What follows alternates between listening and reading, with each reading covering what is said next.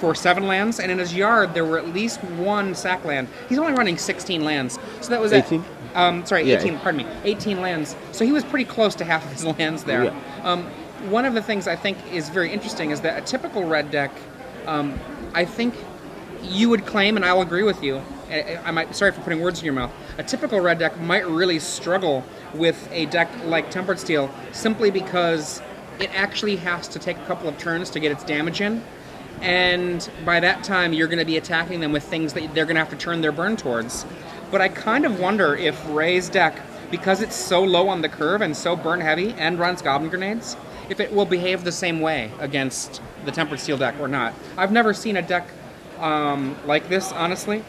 This kind of red, and we've got, like I said, 20 1-drop creatures, no other creatures. It's very different than a typical red deck. Yeah. Well, it isn't even the fact that they have to take turns to get their damage going, because this deck does too. It's just that this deck can make a board presence so that every turn that it kills Tempered Steel's guy, it just gets to attack with even more damage going into the next turn. It's not like a normal red deck where you maybe get a Goblin Guide hit in after killing their guy. You know, you're going to hit them with like Goblin Guy and like a Blood Crazed Goblin and like an Arsonist after Searing Blazing their guy, and suddenly they're basically dead. And Goblin Grenade is also a huge threat because it's easy for Tempered Steel to stabilize around 7 or so life, but, you know, in this deck, that's 1 or 2 burn spells pretty easily. I mean, if we think about just Goblin Fireslinger, normally a Tempered Steel deck can just ignore, essentially, the creatures that the opponent has because they're simply smaller. Yeah. And this deck could be like, oh, you're at 7 life, end of the turn, ping you, untap, ping you, Goblin Grenade, you're dead. Yeah. You know, having an unblockable creature is generally pretty insane in aggro mirror. Let's look at the sideboards here. So, Jim, he's going to bring in another Spellskite. Yep. Probably the Shrine of Loyal Legions, Core Firewalkers, and Celestial Purges. He's got 4 Firewalkers, 3 Purges. Sounds right to me. Except for, I am curious, bringing in an extra Shrine of the Loyal Legions, is that because you expect the game to last long enough for that to come online? Usually post-board against red, it turns into a lot of attrition battles where you're just trading your creatures for their burn spells or their creatures, and you just, like, if you land a Shrine, it's going to win the attrition battle. Right. He probably doesn't want... he probably wants to board out the 2 Dismembers he has in the main deck, a Dispatch, and he probably doesn't want Porcelain Legionnaire, too easy to kill, and he probably can cut down on Signal Pest here, is where usually I go post-board in this matchup. Ray is almost certainly going to bring in, I would say, the 4 Shatters in his board, and 2 Ratchet Bombs, and if he presumes that Core Firewalker is going to be a part of the mix, probably Dismembers as well. And I would not be surprised if Forkbolt comes in. Yeah. That is a lot of cards, though. That's 9 cards. He can probably cut down on Incinerate. Incinerate's probably not the greatest here. I can actually imagine Blood Crazed Goblin not being... with 3 Forkbolts, 4 Searing Blaze.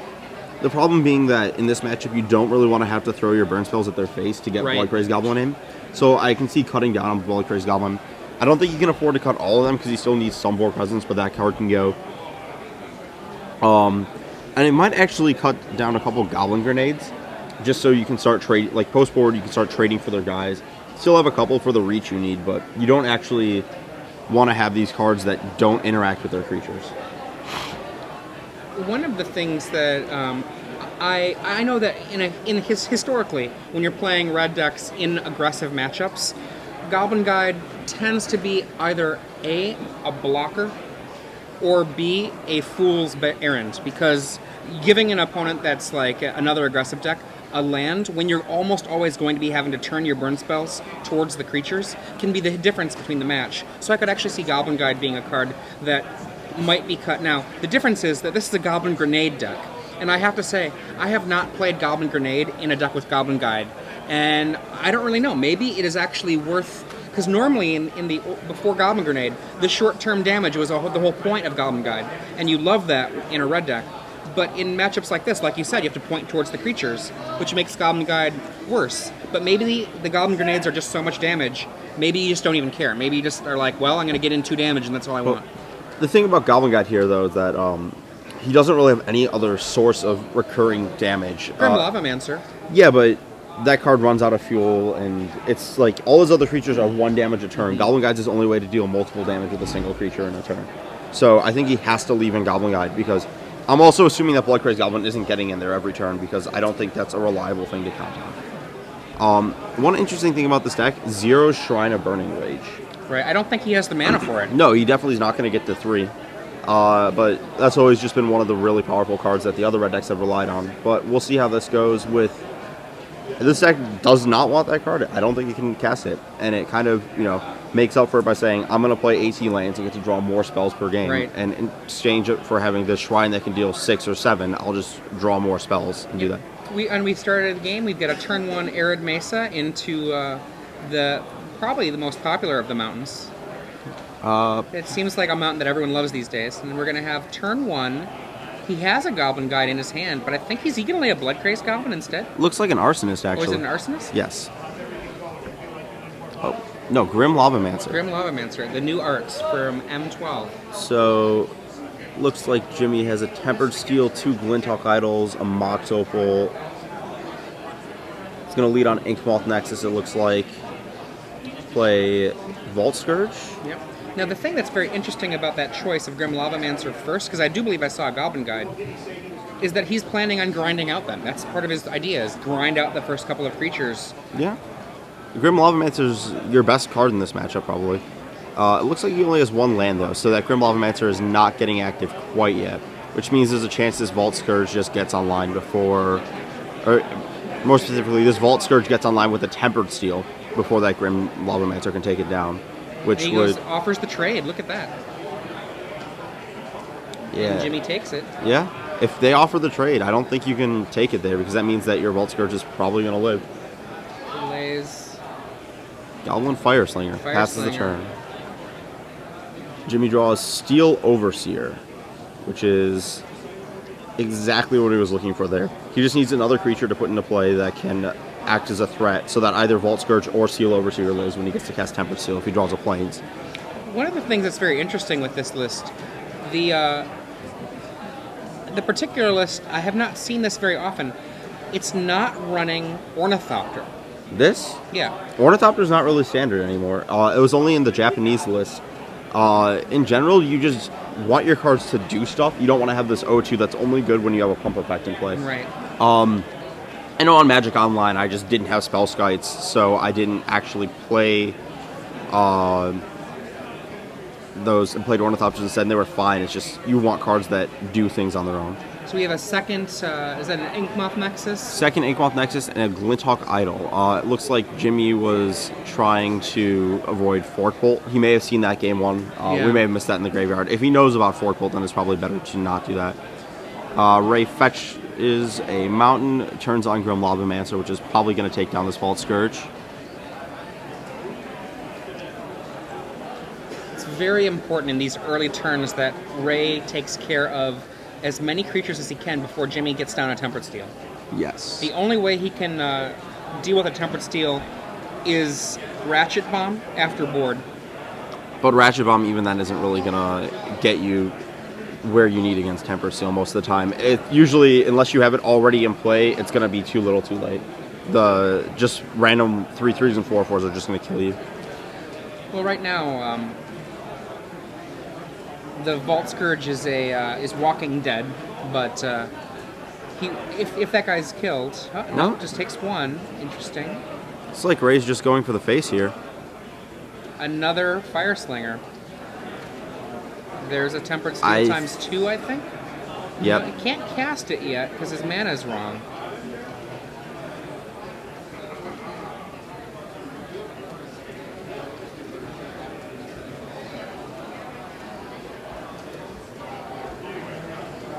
Let's see. Jimmy can play Glinthawk Idol or Steel Overseer here. Overseer, I'm going to guess? No. Another Glinthawk. He's going to try and race.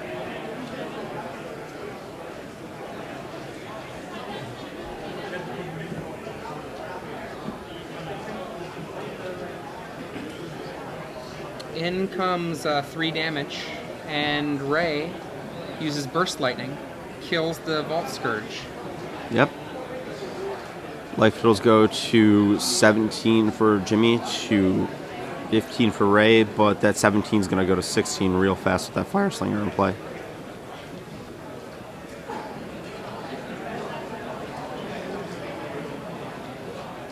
Jimmy chooses not to play the Opal, so that next turn, if he draws a Plains, he can just animate both Glinthawk Idols with it.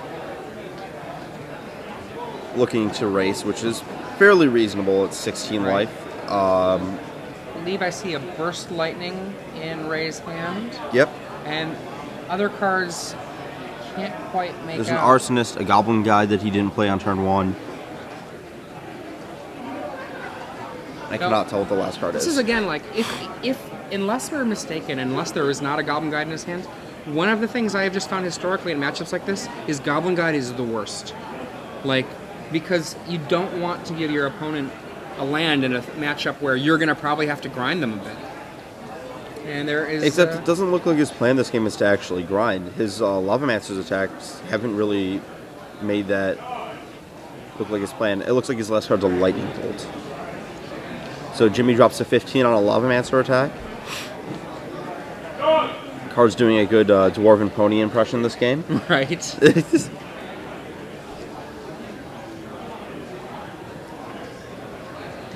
Jimmy drew a Core Firewalker, but that is not going to be what he needs right now.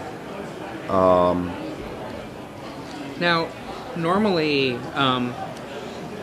there is a lot of white that you expect to see in this deck. It just hasn't shown up for Jimmy. It happens every so often. It's one of the dangers of the Inkmoth Nexuses, but the rewards are so high. I mean, and there we have the Steel Overseer. Jimmy is playing as many planes, very nearly as Ray has total lands in his deck. Pretty close. Yeah.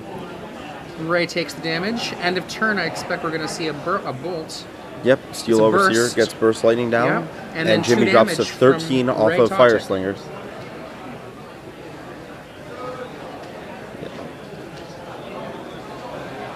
Land for the turn. There's the Goblin Guide. And he's ready to come in with it now. Puts Jimmy down to 10. And does not look like Jimmy revealed the land, so this game is probably over right here. 10 life, facing down 4 burn. I mean, he's 5 burn, he's at 6 virtual burn. 6 life right now. And then untap Yeah. virtual 2. Well, he drew a Dispatch, so that's going to deal with the Lavamancer, but even then, there's 2 off the Lavamancer, 4 off the Fire Slingers after the untap, 3 off the Yeah. Lightning Bolt, and then that Arsonist is just going to be lethal. Yep. You can block, you cannot block, either way, you're dead.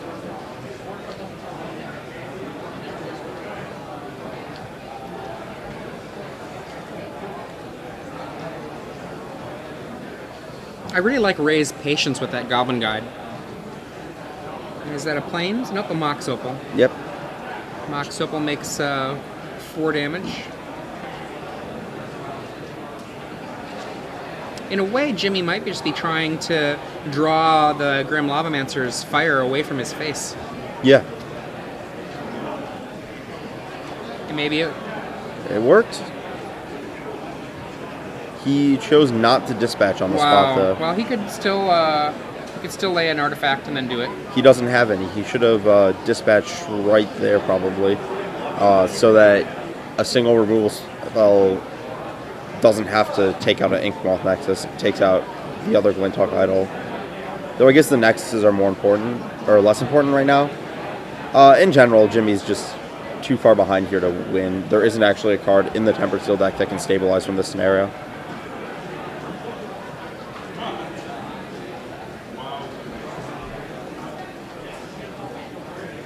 Untap with the damage there from the Fire Slingers. Jimmy and goes that's to another 8. land from Ray. And he thinks for a second. He's like, do I want to do it? Yep, I'll attack. Attack for 3. Jimmy's still a Signal Pest post board, which is not correct.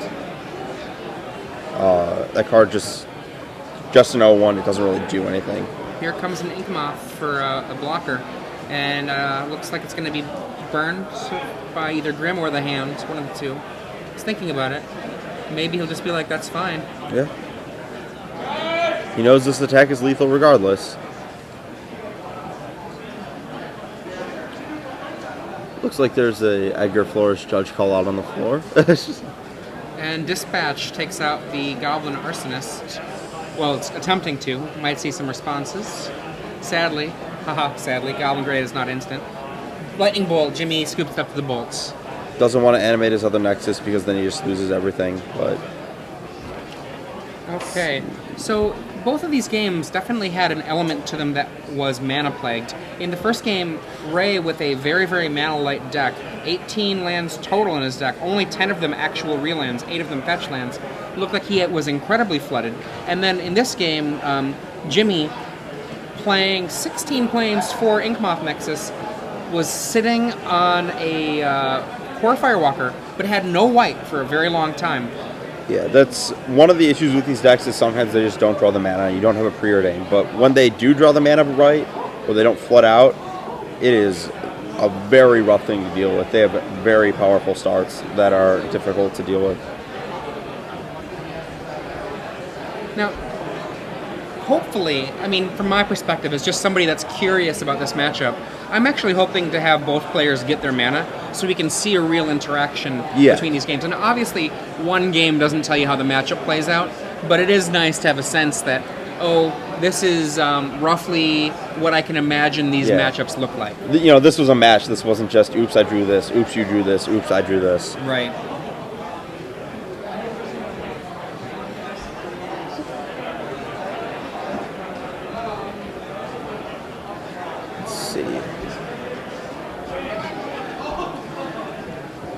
Yeah, Signal Pest is very bad for the Tempered Steel deck in this matchup. Looked like Jimmy was boarding out Memnite, which boarding out a couple is correct. You just want all your guys to be the best cards, but Signal Pest is definitely the worst. Is Signal Pest weak because what it does is it relies you to have multiple creatures when you just want to have every creature do its own thing? Yeah, pretty much. It doesn't even trade for their guys when you want it to. It just doesn't do anything at all, for lack of a better description. Unless you have Tempered Steel in play, in which case any card you play is going to kill them. Right. Now, one thing that's very interesting to note, I was telling you how I'm not sure how I like Goblin Guide in this match. One of the things that's really very, very interesting is that Ray, when he was playing this match, he had the turn 1 Goblin Guide, and he was like, no, I'm going to do other stuff first. And that, to me, I think says that yes, he wants to keep it in the Goblin Guide, but he's keeping it in more like it's a burn to the face. He's not keeping it in like, I'm a Goblin Guide, and one of the best plays in Magic right now is turn 1 Goblin Guide. He's saying, yes, Goblin Guide turn 1 is one of the best plays in Magic, but I don't know that I want to do that on turn 1 versus a deck that might overwhelm me with its attackers. I don't know, it depends on how much burn you have in your hand. I think there's options where it's definitely right just to throw it at them. I'm not talking about some draws. I'm talking about draws on average, you know? Like, sure. Like, I absolutely, you know, I mean, if we think about lots of decks, yes, it's absolutely correct sometimes to go turn 1 Forked Bolt to somebody's head, but usually it's not. Looks like they're about getting started here. Jimmy was on the play, led off on Plains Vault Scourge. His hand looks like it has Temper Steel and Core Firewalker. Fire Slinger, Mountain Fire Slinger from Ray Tautic. He's got a Searing Blaze in hand. Vault Scourge comes in for 1. Brings life totals to 19 all, and Core Firewalker makes an appearance. This is a big card for the matchup, and Ray didn't necessarily know that it was coming, but he could suspect it might come. Yep. Looks like a Dismember, putting him down to 15. Now, Dismember in a matchup like this, yes, it gets rid of a Core Firewalker, but at a huge cost. You have to deal with the Firewalker, though. Yeah, otherwise you lose. I'm not saying you don't, but I'm just saying in this matchup, it's not nothing losing 4 life. Sure, but a lot of the cards that it's going to kill are definitely worth more than the 4 life, like Steel Overseer or Vault Scourge. Right. Looks like Jimmy goes down to 16, but then gets to land Tempered Steel off of Inkmoth Nexus, which was one of the keys. Goes back up to 19, Ray drops down to 12. This 3/3 Vault Scourge is going to get Searing Blaze. Searing Blaze is going to be coming down, and then what else we got in that hand? Looks like a Goblin Grenade, another Teetering Peaks, a Scalding Tarn, Goblin Arsonist. Yeah, it's probably going to be Fetch Land, Searing Blaze, Land Arsonist, or if there's another 1-drop, some other Arsonist, or some other 1-drop. I think he just wants to get the Teetering Peaks damage in, actually. Yeah. The Teetering Peaks has to be worth more damage than 1 turn of Goblin Arsonist, because that Teetering Peaks can't reliably get in on any other turn after this. Fair. Yep. Jimmy drops down to 13. Looks like Jimmy's hand is another Nexus, a Signal Pest. Nexus gets in for 3 poison. 3 poison. Yep. Signal Pest. Looks like his hand's just 2 planes, but that is lethal poison on board. Goblin Grenade is only players, correct? Yes. No. Goblin Grenade is anybody. Really? Yeah, anybody. Okay. No, for Ritz. Is it? Yeah. Okay. Now Ray, he can see the writing on the wall here. That lethal poison is significant. Yeah. Especially because all of his creatures are out of range of that Burst Lightning in his hand. Tempered Steel just turns off everything.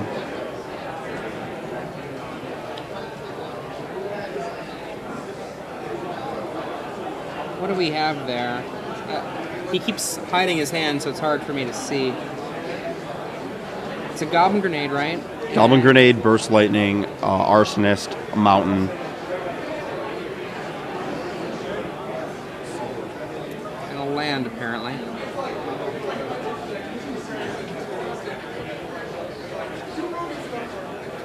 And a Scalding Tarn. Fetch.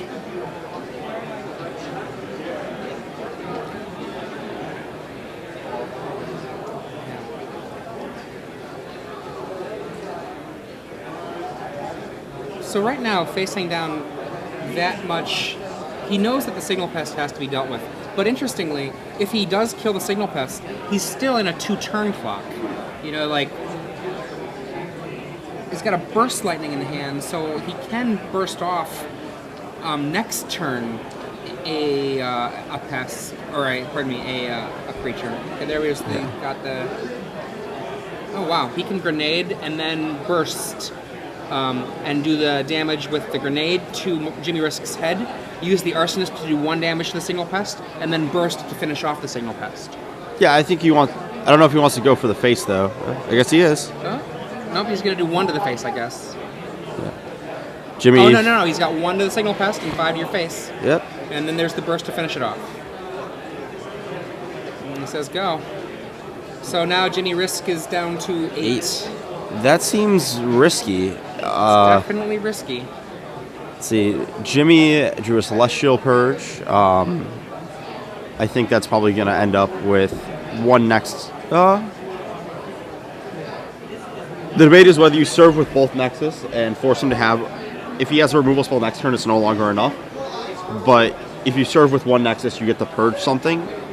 So you're playing around another Teetering Peaks, or. I mean, if I were him, I would feel fine with attacking with just 1 Nexus, and then the next turn killing him off. Yeah, you're playing around Teetering Peaks and Goblin Guy by doing that, as opposed to losing to... And he also has to have another grenade for that to happen. Right. But you're playing around Teetering Peaks and Goblin Guy plus grenade, or you're playing around Lightning Bolt, but you should just... I think he just attacks with both. I think you attack with just 1, because both of them are a 2-turn clock. No, but I'd rather play around Lightning Bolt here. Like, a single Lightning Bolt, as opposed to a Goblin Guide or Teetering Peaks and a grenade, much less likely. That's fair. He goes to 9 poison. Yep. 1 damage at the end of the turn. Jimmy Risk is now at 7. Yep. We know Ray's last card is a land, so that looks like it's game. Fair Slinger. There's no card that you can do that can do 2 of them. Poisoned out. There we go. Okay, so we see that really quick. 2 games to 1. And that last game actually, I think, speaks to what the key of the match is. Tempered Steel is the most important card in this matchup, by far. Who would have thought? The deck's named after it. I know. So what we're going to be doing then is we'll be catching more rounds after this. See you soon. And back to Oz. Here we go. I'm Arilax here with Adrian Sullivan in the booth. We're at the Star City Standard Open here in Pittsburgh.